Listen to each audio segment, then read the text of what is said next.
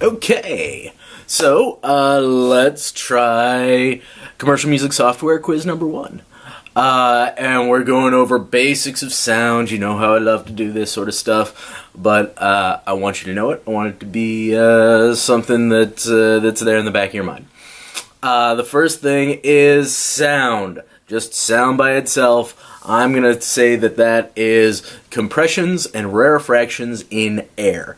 So those molecules pushing back and forth on each other, making higher pressure and lower pressure. The higher pressure is the compression, the lower is the rarefaction. We drew the sine waves and maybe even did the little dots where there were more dots together and then they were further apart. Compressions, rarefactions in air. We could have argued then about how sound can travel through a medium that's not air, but for our purposes, most of what we want is going through air. The second, analog. So once we start talking about analog audio, that's fluctuations in voltage. It's the same areas of higher and lower densities, but we're talking about voltages, electrons in wires usually going through a system. Now, once it gets converted to digital, what happens there is we take all of those and we convert them into ones and zeros. Right? Sometimes it's not exactly ones and zeros, but a binary system. Either it's there or it's not, and we use that information to recreate those sounds. MIDI, I have as the digital performance data.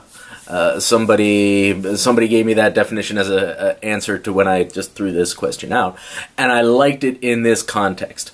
Obviously, we've got other two whole MIDI classes going into the specifications of how MIDI is communicating between different pieces of musical equipment, but for this question right here, the digital performance data.